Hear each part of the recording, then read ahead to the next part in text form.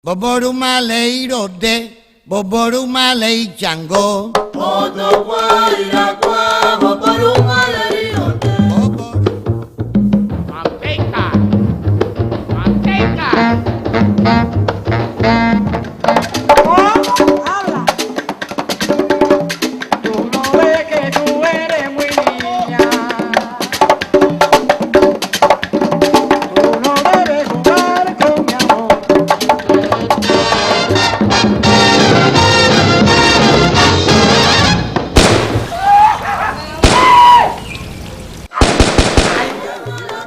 Chango llama la coire, boru llama la coire.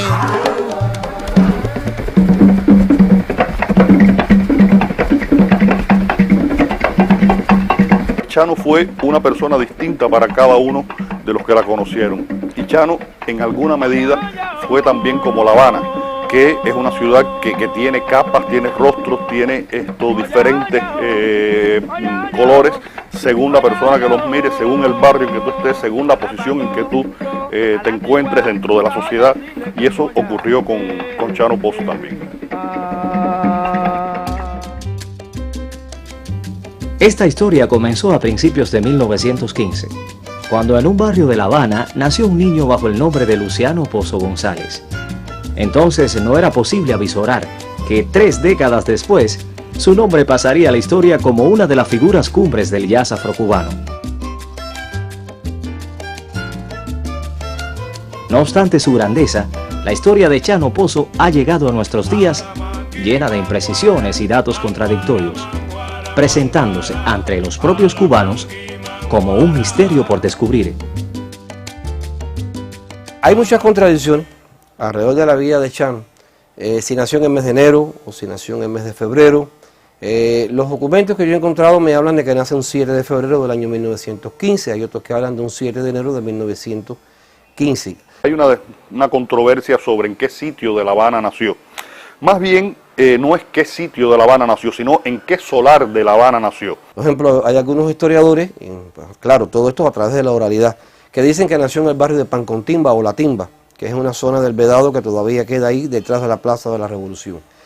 Hay otros que manifiestan de que nació en Centro Habana, aquí en el barrio de Cayo Hueso, en el solar El África. Y esa controversia creo que un poco refleja lo que fue la vida de Chano Pozo en La Habana. El barrio de Pueblo Nuevo en la actual Centro Habana no escondió secretos para Chano. Poco antes de cumplir los 8 años quedó huérfano de madre y un tiempo después su padre se mudó a ese sitio, justamente a El África, un solar donde ni siquiera la policía se atrevía a entrar. Su vida transcurría entre las calles de Pueblo Nuevo y Cayo Hueso. Allí conoció a Miguelito Valdés, con quien comenzó a salir a rumbear por las calles. Miguelito cantando y él acompañando con la percusión, hasta que en 1928 el joven Valdés se incorpora al septeto Jóvenes del Cayo. Entonces Chano, junto a Juan Antonio Jo Ramírez, quien sería más tarde el conocido cantante Fantasmita, comenzó a recorrer los cafés del Prado a cambio de unas monedas. Su carácter violento y algunos actos delictivos le llevaron a vivir su adolescencia recluido en el reformatorio Torrent de Guanajuato. Él se estaba juntando con mucha gente mala y mi abuela lo mató. Ay Dios, cuando yo oigo eso me pongo mal. No. Fue una época difícil, pero tuvo sus recompensas. En el reformatorio, Chano aprendió a leer, escribir y también el oficio de chapistero. Desde allí escribió algunas cartas que vislumbraban sus dotes de compositor. Y sacó una décima, que decía: abuela, cuando reciba la carta de bendición, guardará en el corazón, conservará en la vida. Ay.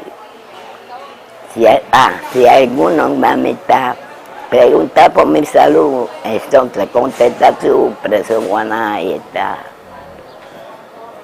Él me lo enseñó a mí y yo me lo perdí.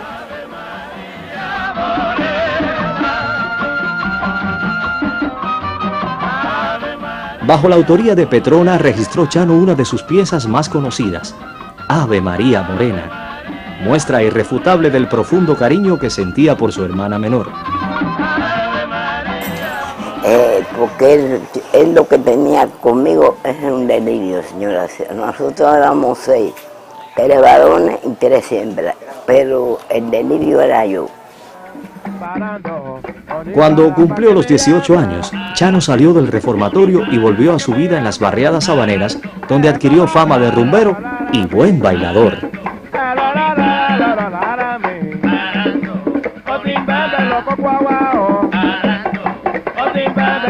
Chano Pozo siempre vivió en solares. Incluso cuando ya él salía al frente de la orquesta de los Dandy de Belén, que era un hombre que se vestía en las mejores sastrerías de La Habana, que tenía dinero, que corría en La Habana, uno de los mejores carros que rodaba en la ciudad, seguía viviendo en solares, porque el solar era el medio donde él se sentía la persona que era. Los solares o casas de vecindad surgieron a finales del siglo XIX, cuando las mansiones abandonadas por las clases pudientes de La Habana intramuros se parcelaron para su arrendamiento. Aquí fueron a parar fundamentalmente los negros instalados en la ciudad una vez abolida la esclavitud. Se caracterizan porque sus habitantes comparten costumbres y espacios. En este entorno se exacerban los vínculos interpersonales, se pierden los límites de la privacidad y hasta se incrementa lo marginal. Existe en ellos un fuerte espíritu de colectivo y, por lo general, se ponen de manifiesto con mayor evidencia los elementos culturales más notables del grupo conviviente. Fue este el medio donde nació la rumba, y en ellos nutrieron su acervo grandes figuras de la música popular cubana. Chano Pozo no fue la excepción. Chano, yo creo que no hizo otra cosa en la música que tocar los tambores de la misma forma que lo tocó en los solares de La Habana. Ya desde muy pequeño, Chano había conocido de la rumba, había conocido de los cultos afrocubanos todos, no solamente los yorubá, sino también la regla de Palomonte, la regla quimbisa, y conocía la percusión, los cantos y los bailes de esas culturas. Esto se explica muy bien si tenemos en cuenta que fue en los solares donde se desarrolló con mayor fuerza el culto a las religiones africanas, sobre todo las que responden a los 4 grupos étnicos fundamentales que se establecieron en el país. La yoruba, o complejo, o chifá, las religiones, las 4 modalidades de la regla de palo, que es todo lo que tienen los congos, la religión arará de los daomeyanos, u ewe fon, que es un conjunto de 2 etnias, y la de los carabalíes, específicamente abacuá, y hay otra serie de cosas que estamos investigando en este momento del resto de los carabalíes en el país. De eso surgen los grandes tocadores cubanos. De toda esa herencia, fundamentalmente esa herencia percusiva religiosa, surge la percusión laica, la percusión profana, la percusión de la música popular y folclórico popular, fundamentalmente de tradiciones de Cuba. Los nuevos instrumentos de percusión surgieron marcados por una notable diferencia estética y rompieron con importantes cánones de sus culturas antecedentes. Mientras los africanos tienen en los de registro grave su ideal artístico, los nacidos en la isla improvisan en el registro agudo. Así surge el bongo.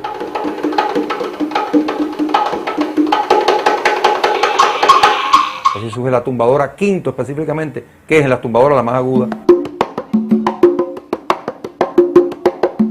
Surgen las pailas o timbales criollos o timbales cubanos.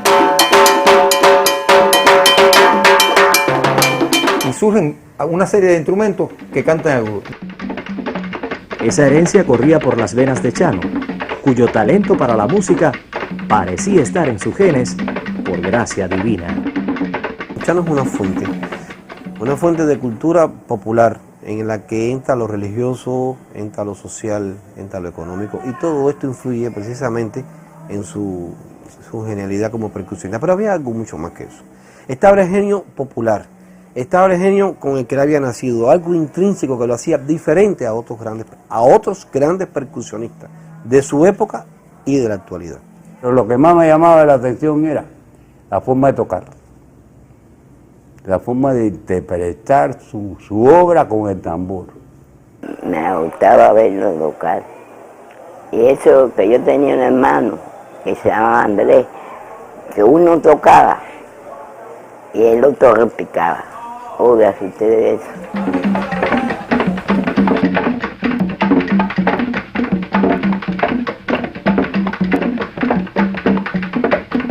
Ellos nacieron para eso, porque mi papá no sabe nada de eso, ni mi mamá tampoco, ni nada de eso. Es que ellos nacieron para eso.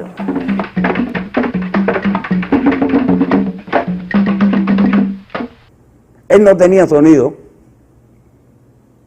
Sonido no tenía, porque era brusco tocando, pero estaba suelto, creaba.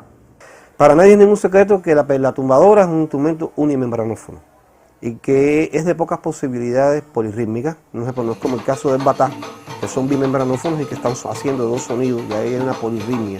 La tumbadora es un instrumento unimembranófono, o sea, de una sola membrana, y Chano buscaba sonoridades y tímbricas hasta ese momento inusitadas dentro del mundo de la música, a partir de ir incorporando nuevas tumbadoras, hasta llegar a tocar con 5. Yo te voy a decir algo sin que nadie se ofenda ni que se ponga bravo. Hay mucho bueno hoy, pero todo el mundo toca lo mismo. Todo el mundo hace lo mismo, todo el mundo quiere hacer batería de arriba de la tumbadora. Y cuando aquello, cada cual hacía su estilo.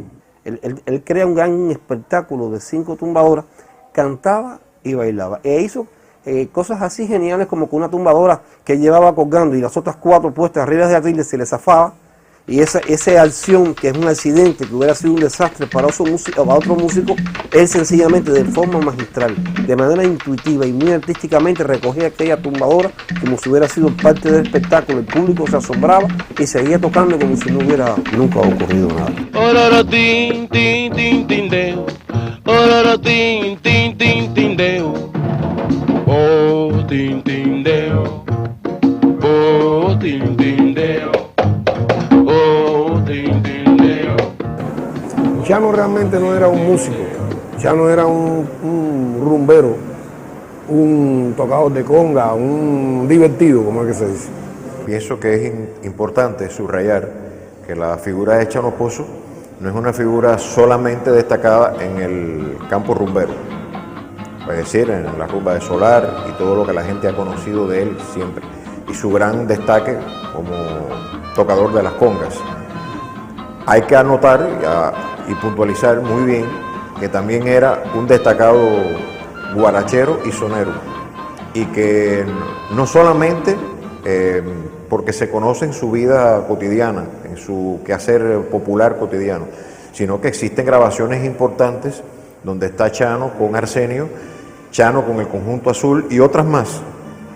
O sea, no soy precisamente discógrafo, pero los discógrafos saben que existe una gran cantidad de grabaciones o la suficiente cantidad de grabaciones para avalar esto. Chano dejó un catálogo musical que pasa más de 40 temas. No por gusto Chano, ¿no? Cada 2 o 3 meses cogía $1,000 o $2,000 de la PIA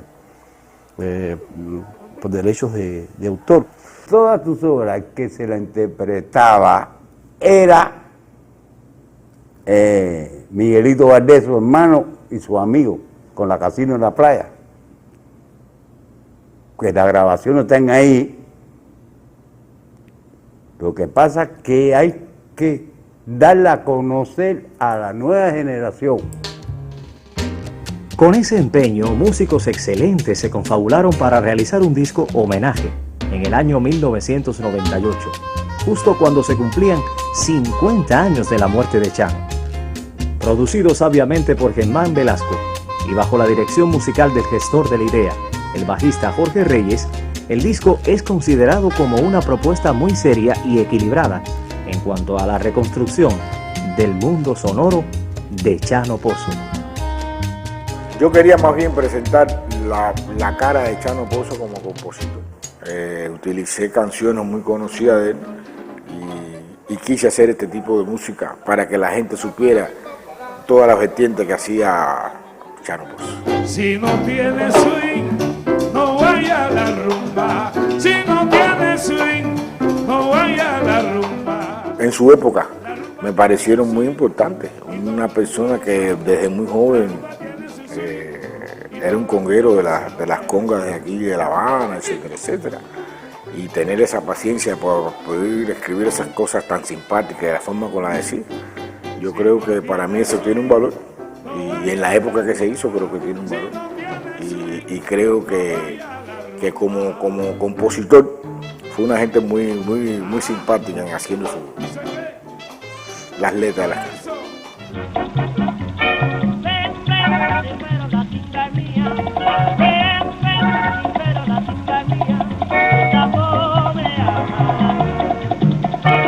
Según la historia verdadera, donde él vivió muchos años, en el barrio Calle Hueso, en Marqués González, San José. Ahí había un taller de automóviles y él era chapista ahí. Y con el martillo y el hierro que él martillaba, aderezaba los guardafangas, de ahí sacaba los ritmos. Bien, bien, bien, bien, bien, bien, bien, bien, bien, bien, bien, bien, bien, bien, bien, bien.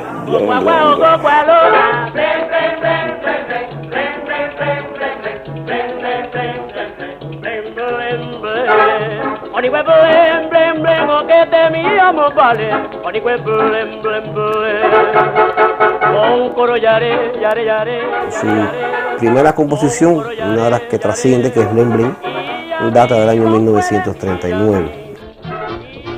Miguelito fue el primero en valorar las aptitudes de Chano como compositor y lo animó en esta empresa, ayudado por Anselmo Sacasas, pianista y arreglista de la Orquesta Casino de la Playa, quien a partir de ese momento se encargaría de traducir en notas musicales las cosas que Chano cantaba. Así nacieron también otros temas como Ariñáñara, grabados por la Casino de la Playa a principios de 1940, en versiones consideradas como insuperables y que denotan el estilo inigualable de Mr. Babalú. Ariñáñara, ya, ya, ya, ya, ya, ya, ariñáñara, ya, ya, ariñáñara. Ariñáñara, ariñáñara, vale, ariñáñara. Sambialo equae. Ni mamá huyo que bambi. Por esa época la conga se ponía de moda en Hollywood y Chano encontró un nuevo modo de vida. Él alquila 2 habitaciones en el Solar del Ataúd, ahí en el barrio de Colón, y una de las habitaciones le tumba la pared y hace una habitación corrida y montó una academia para enseñar a bailar rumba a las artistas de Hollywood que venían a Cuba. Sus virtudes como percusionista y bailarín sirvieron para que Chano Pozo figurara en el elenco de la revista musical Congo Pantera, registrada en la historia como el primer gran espectáculo del cabaret Tropicana. Además de ser el primer bailarín e interpretar sus tambores, compuso la rumba Parampampín, que se estrenó como la pieza central de ese espectáculo. Para ese entonces era presencia imprescindible en las comparsas sabaneras.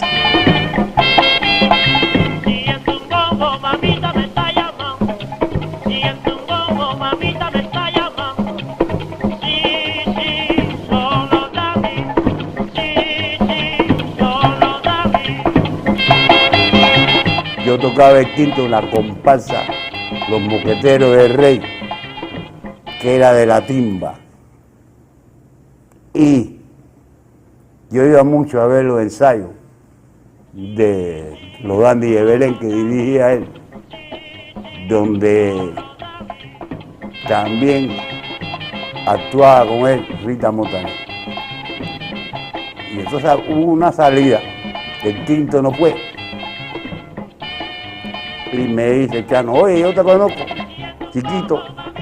Y yo le digo, sí, como no, usted me conoce seguro. Digo, el quinto no vino, me hace, ¿tú quieres tocar el quinto? Y yo, pero bueno, yo no tengo la ropa de la comparsa. Y yo, ya preocúpate. Y fueron, me buscaron a mí una ropa y me la puse. Y toqué con ellos desde Prado y Malecón hasta Prado y monte, que era donde se terminaba ya el paseo. Y me sentí muy orgulloso. Bueno, los Dandies de Belén era una comparsa que yo he hablado con algunos viejos bailadores y ellos decían que eran una comparsa maniquí. Ellos se dedicaban a exhibir ropa de las principales en sastrerías de La Habana.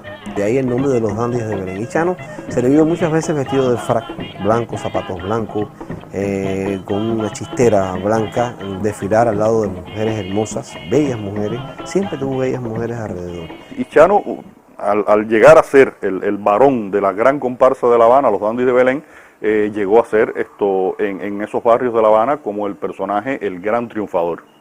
Se dice que Rita Montaner era una amante de esa comparsa, le gustaban mucho los Dandies de Belén, además una música muy rica, y que había una foto que se ha hecho antológica. Que se discute si es Rita Montaner o no, yo creo que sí. Esa no es Rita. No es Rita Montaner. Rita tiene muchas fotografías con Chano, pero no es precisamente esa. Rita y Chano actuaron juntos por primera vez en el recital de canciones de Gilberto Valdés, dirigido por Gonzalo Roy. A partir de ahí compartieron escenario varias veces y fomentaron tal amistad que hasta nuestros días trasciende el comentario sobre un posible romance. Chica, eso está en silencio, ha tenido que ser. Yo recuerdo que el que más me contó sobre esa historia fue Cala, el fotógrafo, que era una especie de hijo adoptivo de Rita Montaner, y él me contó que él vio a Chano en la casa y que sí, que hubo esa relación entre ellos dos. Lo cual es incierto totalmente. ¿Por qué?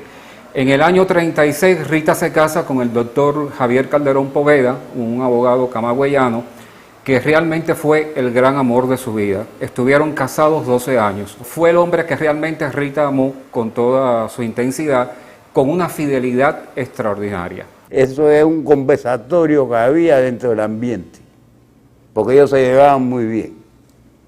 Pero que yo sepa, no fue cierto eso. Lo que sí sé es que fueron muy grandes amigos, en que Chano, cuando tuvo su primer convertible, la paseó ella por todas las calles de La Habana, de que en casa de Rita Montaner ensayaban.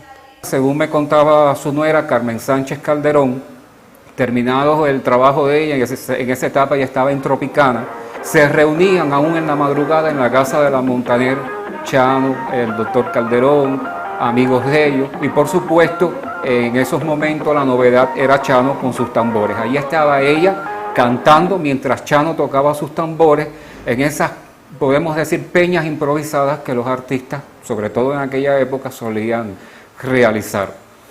Y el propio Cala me contaba que cuando ellos bebían, dice que bebían mucho, muchísimo, Chano lo que le gustaba hacer, bueno, cuando estaba ya en su éxtasis etílico, era empezar a tocar rumba en lo que fuera, ¿no?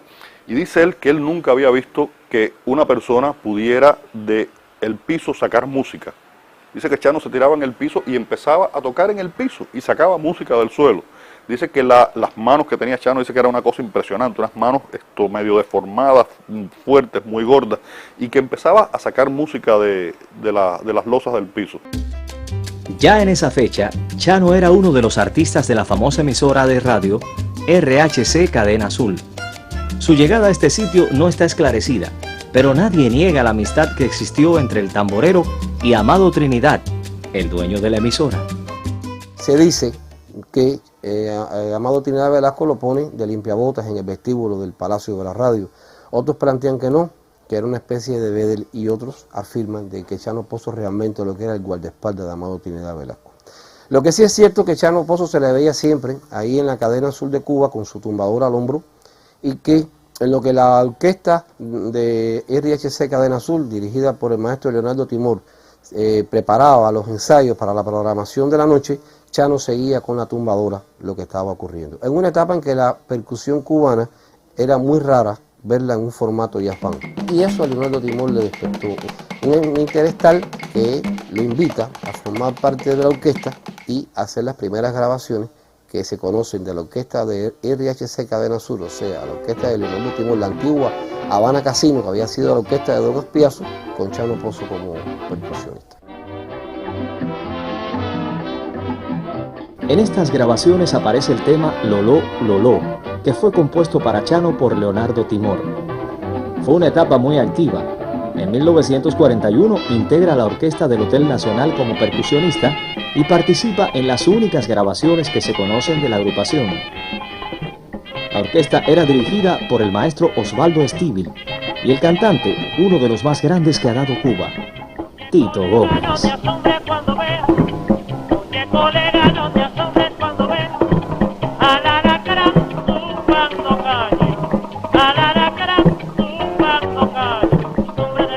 Y cuando ya él empezó a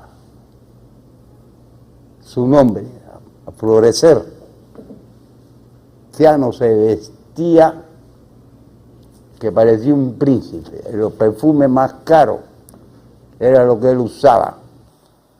Yo lo recuerdo muy atildado, siempre vestido de lo mejor en las galas que se podían obtener en aquella época. Muy bien afeitado y sobre todo con expresiones como esta que yo declaro haberle escuchado. Yo soy un negro que no apesta a fufú de gato. Se le podía ver ahí en Velascoaín y Zanja, en un antiguo café que se llamaba un bar, que se llamaba El OK, verlo venir vestido de Petronio, con zapatos valiosísimos, con manillas, con cadenas, e ir a exhibirse allí para que sus amigos de la niñez vieran el éxito, el triunfo que él había tenido. Eran así, él era bajito, pero muy simpático y muy creativo en su forma de ser. Se dice que en el solar del ataúd, donde él tenía su academia de baile, pues tenía más de 100 trajes colgados y más de 100 pares de zapatos. Y cuando él iba a salir, él conversaba con los trajes y se ponía a decidir qué traje se iba a poner. Entonces le decía a los trajes, bueno, a ti no te voy a llevar porque tú eres muy pesado, y a ti porque el otro día te ensuciaste y te pones así, no, bueno, vas tú conmigo, y decidía qué traje llevaba. Se le veía por la mañana con un atuendo, en el mediodía con otro y en la noche con otro atuendo. Y antes de vestirse, en aquellos solares con el calor de La Habana, te podrás imaginar tú, lo que hacía Chano era que cubría la cama con billetes y le decía al amigo, todos los que se me peguen en la espalda es lo que vamos a gastar hoy. Y se tiraba en la cama y se movía y con el sudor se le pegaban los billetes en la espalda. Y de pronto podían quitarse de arriba 40, 50 pesos. Que en aquella época gastar 40, 50 pesos en La Habana, comprabas media Habana. Ya no se puede rumbear en el África. Ya no se puede rumbear en el África. Que los rumberos de ahora siempre están para... Chano es de esos músicos intuitivos, de esos individuos que están rayando el borde de la genialidad. En la única escuela que teníamos los músicos era la calle y la radio. Ese era el medio comunicativo que teníamos. Más ninguno.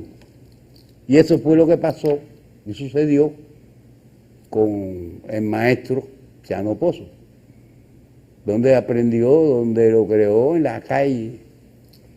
Y creo que tiene un valor muy grande lo que él hizo.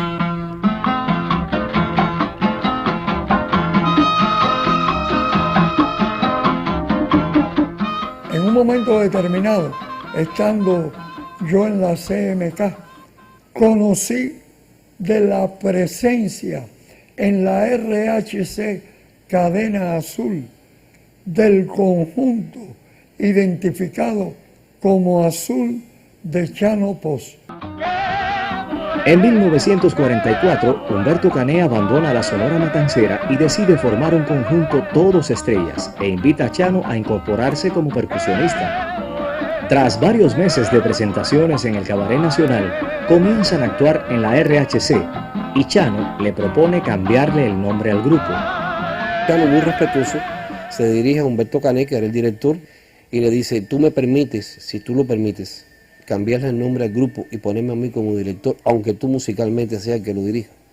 Y Humberto Canes le dijo, no hay problema, Chano, ¿cómo tú quieres llamarla conjunto? Conjunto Azul, y tú apareces como el director, tú eres el director, aunque yo sea el que dirija. Y así comienza este importante conjunto que ya se ha olvidado, en el que formaron parte de figuras de la calle, un ejemplo del Félix Chapotín, del tercero Arsenio Rodríguez, del guitarrista Marcelino Guerra, del cantante Joséito Núñez, de Chano Pozo en la tumbadora, o sea que era un piquete de estrella lo que tenía el Conjunto Azul. Dejaron grabaciones, hicieron grabaciones para el sello Musicraft y para el sello Víctor, que son grabaciones hoy en día valiosísimas, grabaciones para coleccionistas, y que cada disco alcanzan miles de dólares cuando se subastan en la ciudad de Nueva York.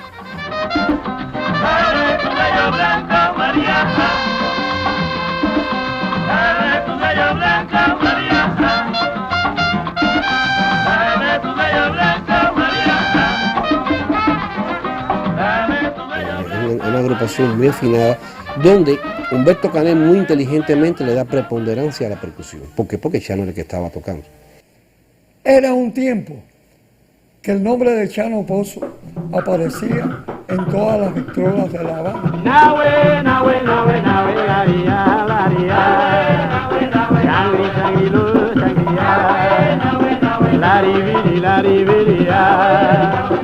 Además, acababan de llegar de Norteamérica las grabaciones de Miguelito Valdés con Machito y sus afrocubanos.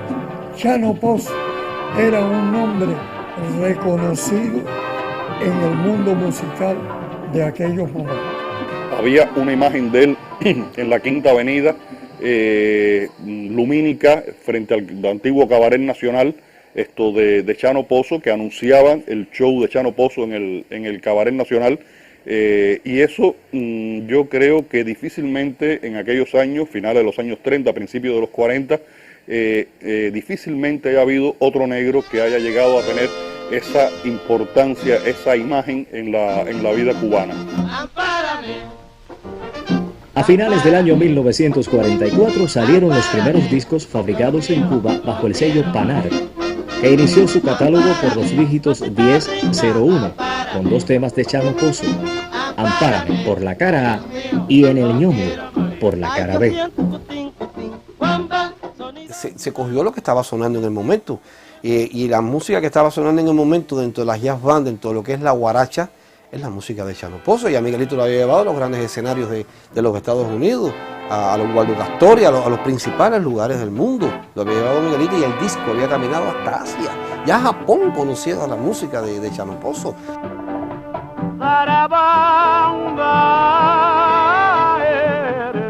Chano Pozo para mí fue un hombre con una capacidad musical enorme, con una posibilidad de hacer en la música lo que quisiera, porque tenía ese don, tenía ese genio, tenía ese talento, a pesar de que era un hombre prácticamente analfabeto.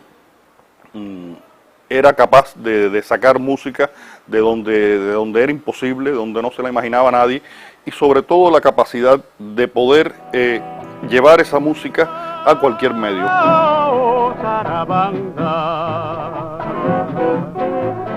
Y esa capacidad enorme para lo artístico no tenía nada que ver con su capacidad para vivir. Chano era un hombre que no sabía vivir. La personalidad que emanaba Chano Pozo no era la de un músico capaz de integrar un conjunto musical, no solamente por el hecho significativo de su música, sino de su propia personalidad, en que las manifestaciones de carácter eran evidentes. Él podía pasar de los estados de pasividad, incluso de los estados de ternura, porque se dice que Chano tenía momentos de estados de ternura con las mujeres que amaba y con los amigos que realmente estimaba, a unos estados de agresividad insospechables. El carácter de él era muy fuerte, él era el Coriabacuar, era muñanga,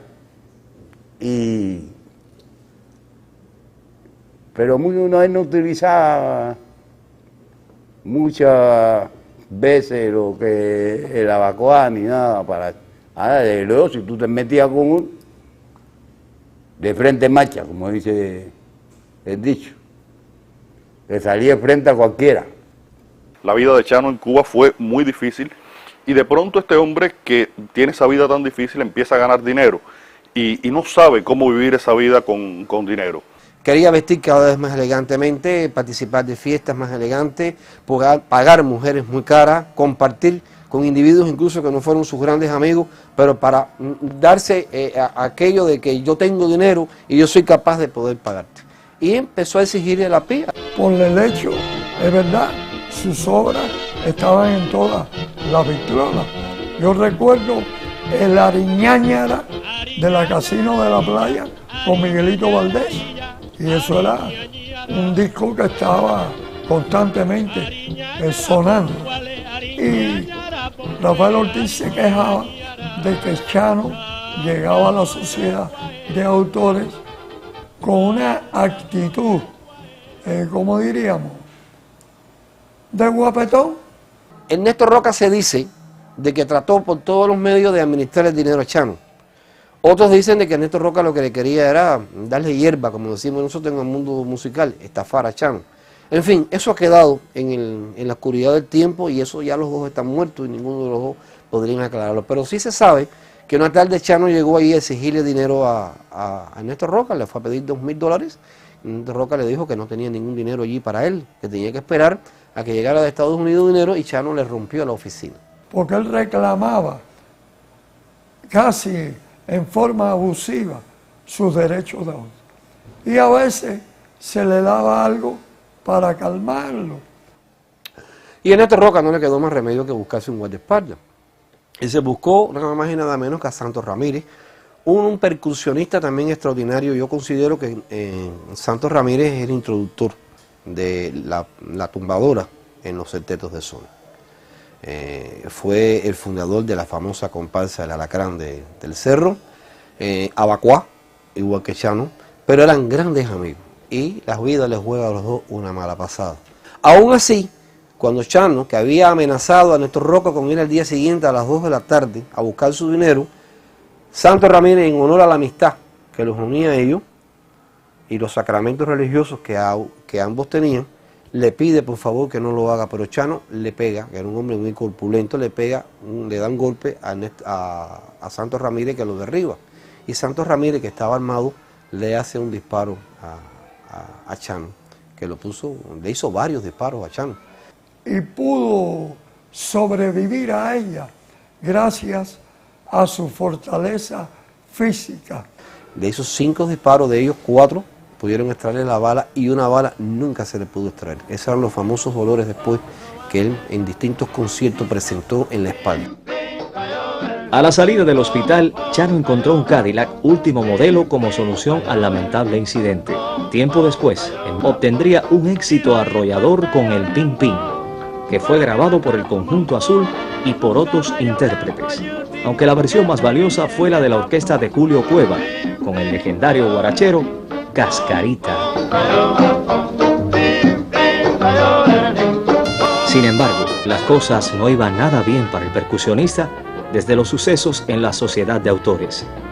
A finales de año, Miguelito Valdés viaja a La Habana y le recomienda que se marche con él a los Estados Unidos. Así, en enero de 1947, Chano llegó a Nueva York, donde ya era conocido, porque sus composiciones eran interpretadas por varias orquestas, como la de Xavier Cugat y los Afro-Cubans de Machito.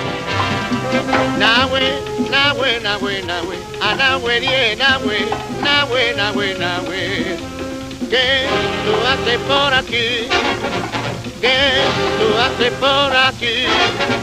Ando en una chamaca que yo tengo por aquí. Ando en una chamaca que yo tengo por aquí. Nahue, nahue, nahue, nahue, anahue. El Cabaret La Conga fue el primer escenario donde se presentara Chano en Nueva York, junto a la pareja de baile compuesta por su amante, la bailarina Cacha Martínez y Pepe Bequé. También integró el trío de tambores que formó parte de la revista Val Negre, dirigida por la famosa coreógrafa Catherine Dunham, en el Teatro Roxy de la Séptima Avenida. Ayudado por Miguelito, inicia varias grabaciones para el sello discográfico Coda, llamado luego SMC, de Gabriel Oller. Dame un cachito, mi negra linda. Solo 3 días después, Chano se reúne con los músicos de la orquesta de Machito y el cantante puertorriqueño Tito Rodríguez, entonces en los albores de su carrera. Así, bajo el nombre de Chano Pozo y su orquesta, fueron grabadas 3 composiciones suyas. Además de Pasó en Tampa, que incluyó la interpretación en el 3 del gran Arsenio Rodríguez, autor de la pieza. Por esa fecha acompañó a Olga Guillot en una serie de grabaciones, también para el sello Coda, junto a los Afro-Cubans de Machito. El 10 de febrero se reunió con Arsenio y el conjunto de Marcelino Guerra para grabar otras piezas de su autoría, transcritas y arregladas por el pianista Joe Loco. De este modo han llegado hasta nuestros días los temas Serende, 77 y Sácale brillo al piso, en un volumen que se comercializó a nombre de Chano Pozo y su conjunto con el Mago del 3. No obstante, este éxito no trascendía de la limitada audiencia que en esos momentos seguía los ritmos afrocubanos y la música latina en Nueva York. Pero Dizzy Gillespie, quien se había convertido en el líder del bebop jazz y había formado su banda con resonantes éxitos en varios teatros y clubes, con su afán renovador y la atracción que causaba en él la resultante polirrítmica de orquestas latinas como la de Machito y Noro Morales, comenzó a pensar en la idea de incorporar elementos afrocubanos a su música. Y salió en busca de su amigo Mario Bauzá, quien le presentó enseguida a Chano, sirviéndole como intérprete durante todo el diálogo. And Chano was there with his lady, and then we sat down and talked. And so he said, yeah, I want to join the band, in Spanish, whatever that was. So Chano came with me. And Chano was funny, man. He understood a lot of English, but he couldn't speak it. Este fue el comienzo de una unión que desde el principio fue un éxito rotundo. El primer concierto tuvo por escenario al Carnegie Hall, el 29 de septiembre de 1947. En la primera parte también actuaría Ella Fitzgerald, quien tras escuchar el estreno de la Afro-Cuban Suite, integrada por las piezas Cubana B, Cubana Bob, declaró que aquella noche había nacido un nuevo sonido en el jazz. Sin embargo, días después, camino a Boston, el autor de la suite, George Russell, escuchó a Chano golpear rítmicamente el respaldo del asiento del autobús, al tiempo que cantaba en un dialecto africano. Fascinado con lo que escuchaba, Russell propuso a Dizzy añadir un solo de Chano al principio de Cubana Bob, e hizo arreglos para que al final del solo se uniera el resto de la orquesta en un coro.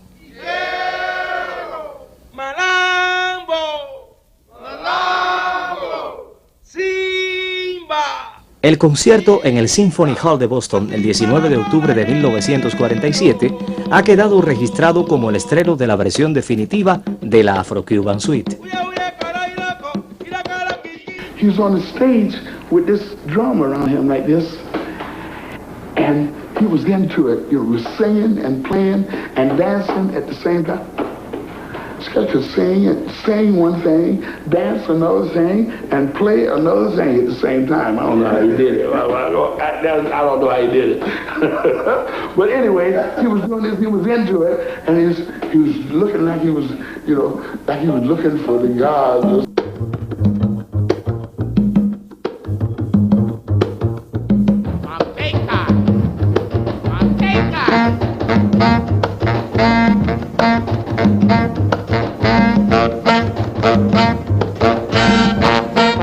Chano come to me and say, I got the ID, man.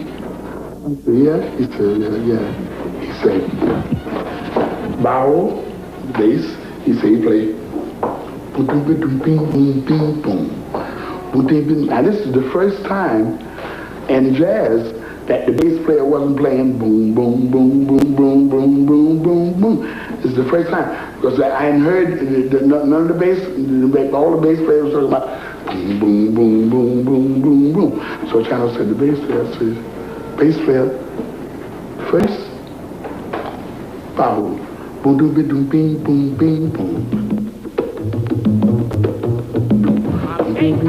boom. And he said, saxophone, boom, bing, boom, bing, boom, bing, me, boom, bing, boom, bing. Right, as he talked, I don't understand that. Trombone, boom, boom, boom, boom, boom, boom, boom, boom, boom, boom, boom. Understand that?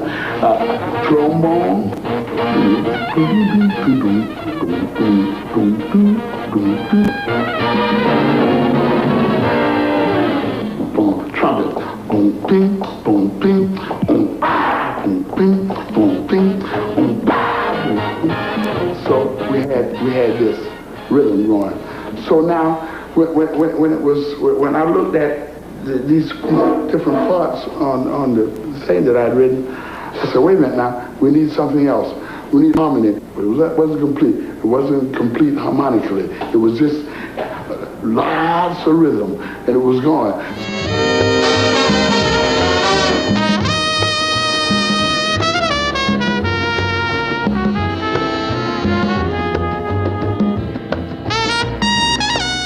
Chano tocaba, cuando manejaba la percusión, con una serie de músicos importantes de esa época, de los años 40 y demás.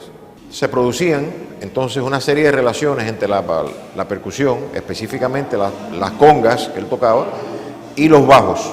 Esta relación entre las congas y los bajos deviene fundamental y esencial para entender cómo aporta Chano en esta dirección y qué pasa luego con lo que se llamó en un momento dado jazz afro-cubano o afro-cuban jazz, etc. Hay una serie de tumbados, por ejemplo, Recuerdo Uno, que se llama Mi Puchunguita, o sea, el estribillo se llama Mi Puchunguita, y en ese aparece un bajo muy interesante, cuyo tumbao, de manera lenta y pesante, reproduce un montuno urbanizado, pero con una serie de acentuaciones y una movilidad en los agudos y en los graves, que son la base total del bajo que luego Chano mismo, Chano ya con ese bagaje, le dicta literalmente a Dixie Gillespie cuando estaban ellos en su trato musical de qué iban a hacer en esta dirección o en esta y otra dirección, específicamente en la pieza Manteca.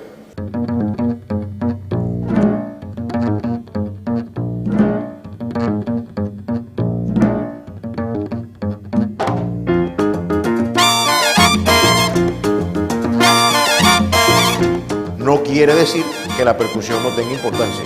Al contrario, la percusión entonces calza según la movilidad del bajo y según apunte hacia arriba, hacia abajo, acentúe un momento, contraacentúe otro momento y haga contrastes muy especiales, pues la tumbadora apoya ese movimiento.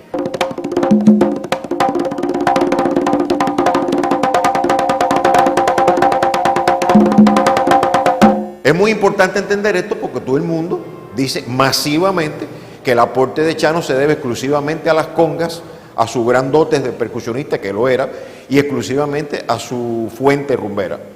Desde luego que todo eso es importante, pero no es lo único.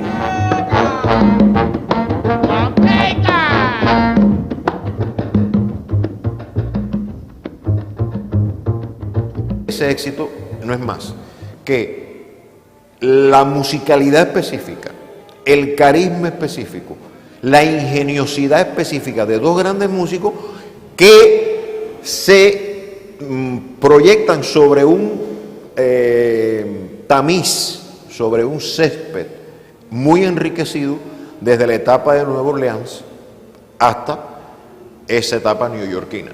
En Mississippi solamente permitieron crear un cabildo congo. Y lo bantú o congo es lo más fuerte que ha llegado a Cuba y que tenemos cerca a nosotros con las guías metrorítmicas. Entonces, esa unión, esa mezcla, esa articulación de lo bantú con lo bantú, o de lo bantú con lo semibantú, porque era palero y abacuá, le permite que sus códigos rítmicos se articulen. Había una serie de elementos, una serie de patrones rítmicos y no solo patrones rítmicos, sino la forma de moverse estos patrones rítmicos e interrelacionarse con la frase musical, la frase melódica y la armonía, que procedían su estrato más profundo de las fuentes de origen bantu daomeyana. Por supuesto, hay, como decimos en el lenguaje popular, hay una especie de gran pala, de gran ayuda de los músicos que la anteceden en otros instrumentos. Hay pianistas, flautistas, percusionistas, el primero es él. Pero cuando él llega, ya hay elementos rítmicos en todas esas melodías, en esos arreglos que están ocurriendo. Dixie lo único que está respondiendo a un llamado de ritmo con ritmo y los mezcla. El jazz con lo bantú tienen un hilo lógico. Si el jazz surge allí y lo bantú es, aunque no se ha reconocido todavía, lo más fuerte que existe en Cuba. El trabajo que años atrás había iniciado Mario Bauzá junto a Machito y sus afro-cubans, fusionando la música cubana con elementos del jazz, tal como resulta en Sopa de Pichón y Llora Timbero, entre otras piezas, se completó con la unión de Chano y Gillespie. A partir de ese instante, no hubo retroceso posible.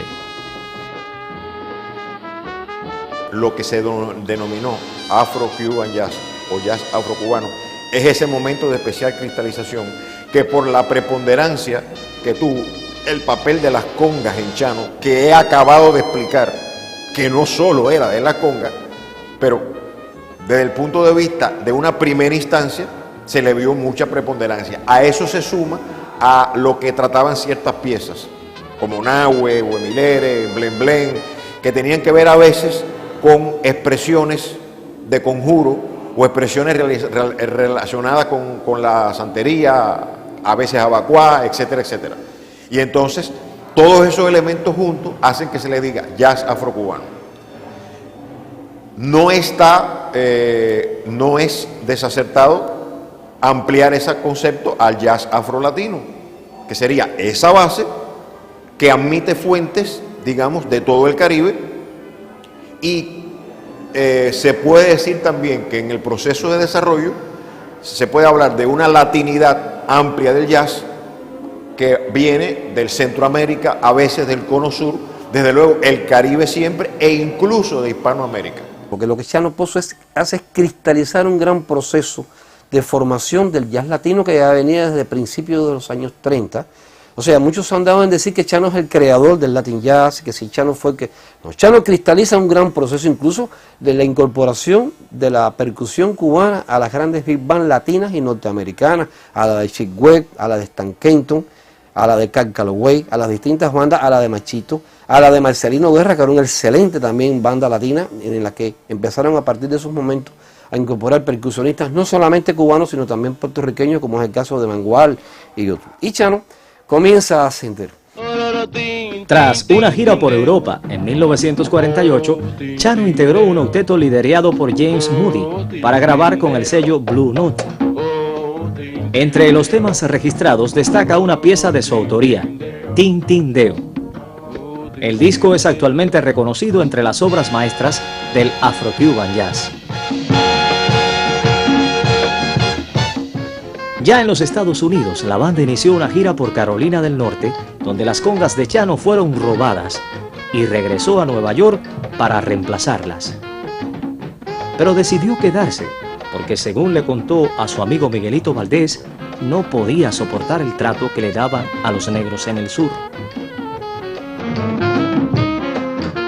Además, vuelve a encontrarse con Cacha, que era una mujer preciosa, con la que él tuvo un apasionado romance, y se encuentra a este personaje que le dicen el Cabito, un hombre aparentemente inofensivo para los que nos conocieron, pero que había sido héroe en la Segunda Guerra Mundial. Dicen que era un experto tirador y que tenía la medalla del corazón púrpura, que es una medalla que se otorga el Congreso de los Estados Unidos a los militares que se destacaron en la Segunda Guerra Mundial. Esos militares que habían peleado en la Segunda Guerra Mundial se habían quedado sin trabajo. Muchos de ellos no tenían trabajo y él, el Cabito, había montado un negocio con el que tapaba la venta de drogas. Y se dice que Chano adquiere una cantidad de drogas por un valor de $15. Chano Pozo se preciaba en conocer cuándo una marihuana era de calidad y cuándo no. El Cabito le suministró la droga y él, al utilizarla, comprobó que no era de calidad. Y fue a reclamarle en mala forma la adulteración porque se había sentido engañado.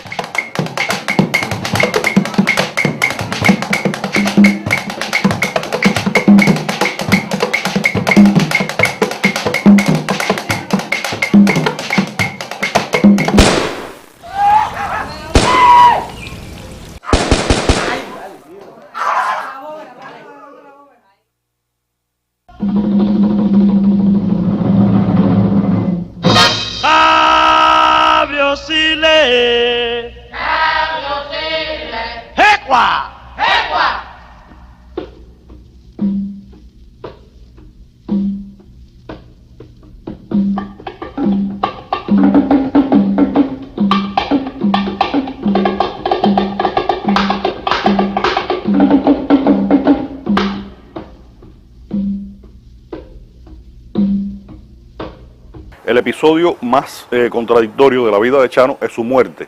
¿Qué ocurrió para que Chano muriera de la forma tan absurda que murió? Siempre ha sido y sigue siendo, creo yo, todavía un misterio.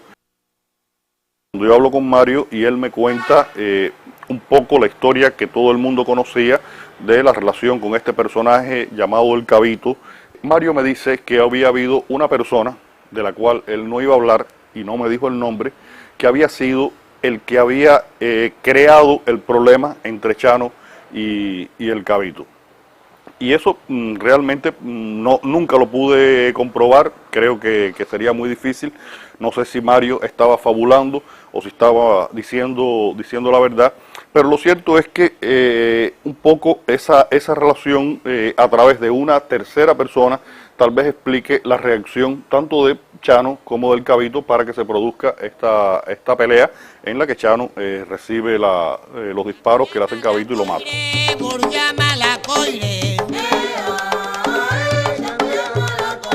Al parecer, este será un misterio que perdurará en el tiempo con la misma solidez con que algunos sostienen que la muerte de Chano fue un castigo de Changó. Y gracias Changó, señora, tenga la seguridad que no me pasa nada. Porque Changó se lo dijo. Fuimos las tres hermanas de yo, mamá y Tibeta.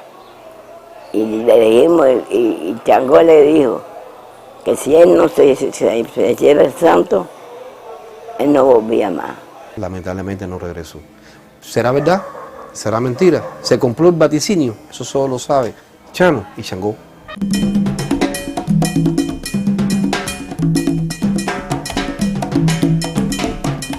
Pero Chano es también paradigma e inspiración de muchos músicos cubanos. El maestro Tata Güines ha sido uno de sus seguidores y tuvo el privilegio de haberlo conocido.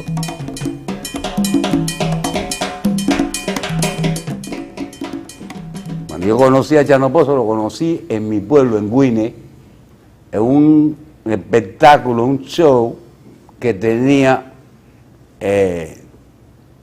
Miguel Matamoros. Se llama Miguel Matamoros Show. Y yo estaba en el público. Yo fui a ver a Chano Pozo porque ya yo tenía referencia quién era Chano porque lo escuchaba por la radio. Y siempre lo tuve como un maestro. Me llamaba mucho la atención su forma de interpretar sus obras. Entonces yo me recuerdo bien que estaban tocando el Blen, Blen, Blen. Y entonces yo me puse en el asiento que yo estaba, me puse también. Blen, Blen, Blen, Blen, Blen, Blen, Blen, Blen, Blen, Blen, Blen, Blen, Blen, Blen, Blen, Blen, Blen, Blen. Yo también me puse. Y como la timba se puso tan fisti, tú sabes lo que es fisti, ¿no? Sabrosa. Cogí y yo así, y di la vuelta y subí. Y estaba, le dije a bongocero, le dije, Déjame que la bongo 6. Como me dio un muchacho. Y yo sí me lo dio. Y Chano me miró así. Yo cogí. Y lo que metí fue contigo en la distancia, como digo yo, Arturo. Y él se viró, me dijo, chiquito, tú vas a ser buenísimo. Y aquello me sirvió de regocijo.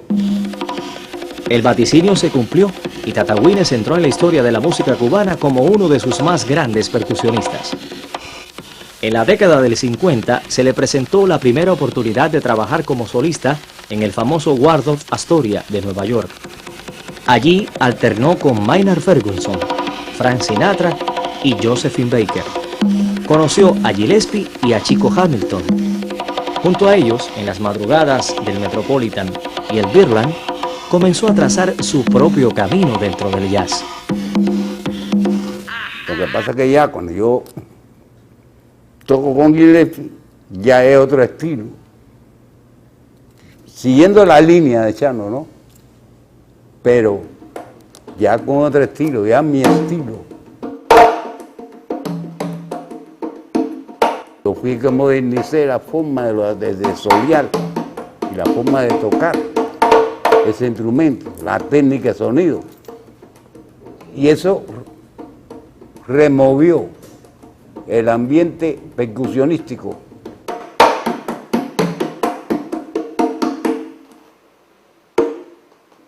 Sí te digo, de corazón, que para mí ha sido uno de los maestros que más yo he admirado y lo sigo admirando, y para mí lo tengo al lado mío siempre.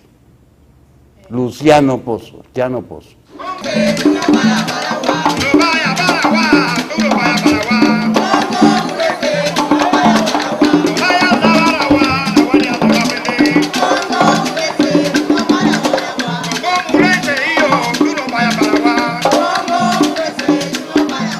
Un símbolo de lo que es la rumba cubana, de lo que es verdadero sentimiento, porque se dice que la timba, la rumba, es la timba, la rumba es la timba, y todo nace de ahí.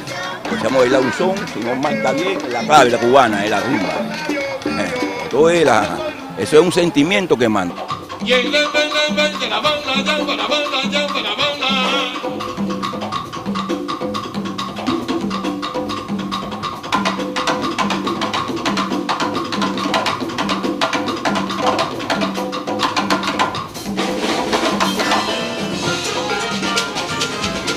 Chano para nosotros en aquel momento representaba, por ejemplo, el primer músico cubano que hacía una fusión de lo que es la conga con el jazz.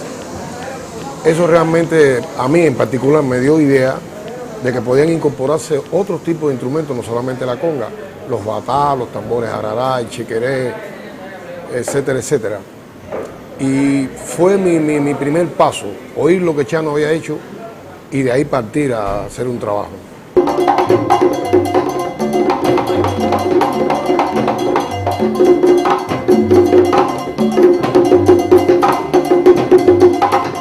De una forma no directa, bebí un poco de la fuente de lo que es la forma y la manera de tocar de Chano. La forma de sus composiciones me motivó mucho, igual que la forma de sus solos, de tocar, del acompañamiento, aunque era con una tumbadora o dos, pero era un acompañamiento muy firme en ese aspecto. Y bueno, sobre todo conocemos todo el mundo la obra de Chano y la cumbre, que es Manteca, y solamente de oír ese número ya fue como una inyección así total. No tanto por las cosas rítmicas, sino también melódicas de la forma en que se acompañaba este número, sobre todo, que era Manteca. No obstante este reconocimiento de los músicos en su legado, Chano continúa siendo una figura desconocida para la mayoría de los cubanos. Paradójicamente, su obra ha tenido mayor resonancia fuera de su país. Las causas son muchas.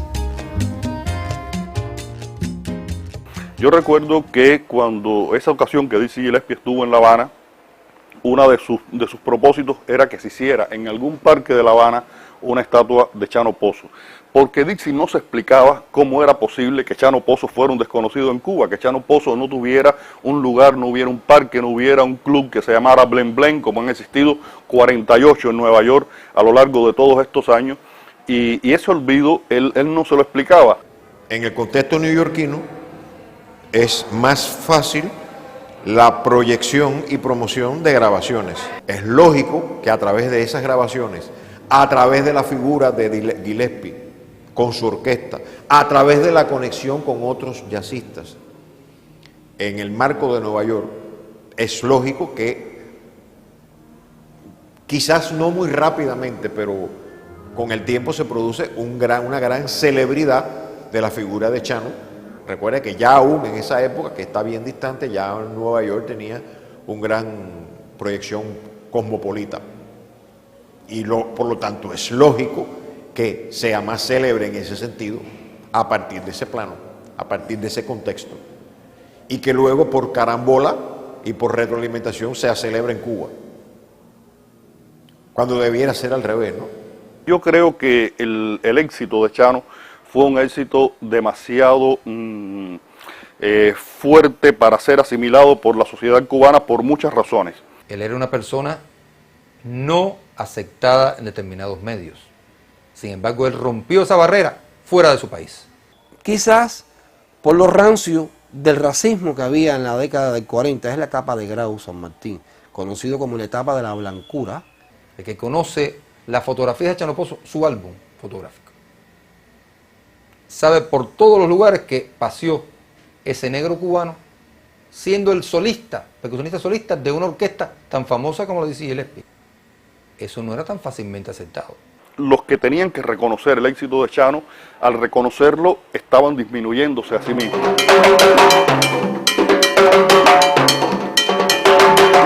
Parte de mi vida participé en el régimen anterior como músico y yo vi que un percusionista ganaba 2 pesos y los instrumentistas ganaban 8 y siempre fue marginado el tambor. Y todavía hoy no se valora, no se considera, no se tiene la dimensión real de lo que ha significado la figura de Chano Pozo, no solo para la música cubana, sino para la música internacional. Y hoy actualmente tú eres capaz de preguntarle a cualquier muchacho en la calle quién es Chano Pozo, y no lo conoce. Pero sin embargo en Estados Unidos sí es conocido. Porque le han dado más valor. Si le dan más valor, allá afuera es más conocido aquí, porque yo ahora mismo, yo te voy a poner de ejemplo esto. Aquí tenemos un profesor de la escuela de la percusión en Cuba. Pregúntele a él si en esa escuela se habla de Chano. No se habla de Chano Pozo, los muchachos ahora no saben quién es Chano Pozo. ¿Por qué? Porque no se enseña. ¿Por qué? Porque no se le da el valor que debe de darse a cada cual. Ya que tengo estas oportunidades de más o menos tener alguna grabación, haber tocado, haber oído anécdotas, haber oído, bueno, de todo sobre Chano, trato de más o menos enseñarle esas cosas a los alumnos, pero eso lo hago yo personalmente. Pienso que las cosas deberían ir un poco más a lo que es el programa de planificación de las clases, en lo que es la historia musical y sobre todo en la percusión cubana.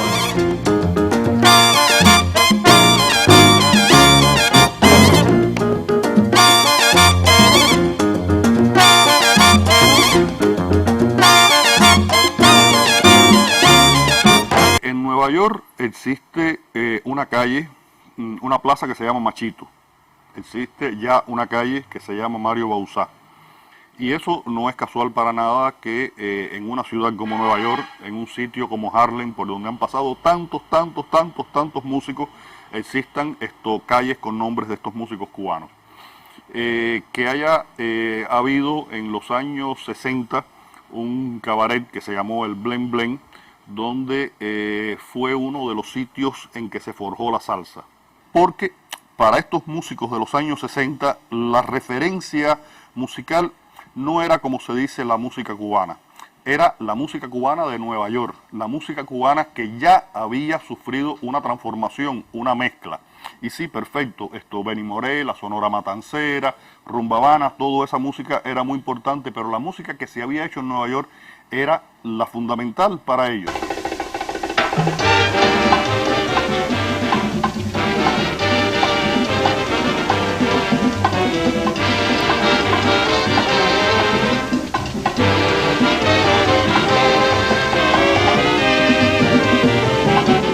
En particular, en el caso de Chano, estos músicos latinos de Nueva York hasta hoy siguen reconociendo en Chano, primero, al más grande percusionista que ha dado Cuba.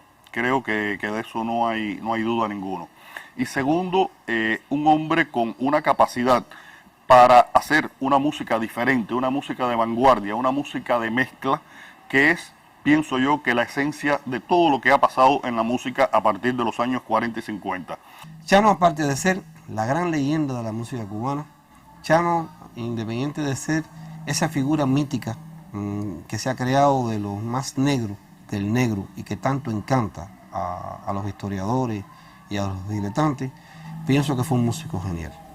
Pienso que fue un músico que aportó extraordinariamente a lo mejor del arte musical de Cuba, de América Latina y de los Estados Unidos, y que enriqueció extraordinariamente la tímbrica del jazz.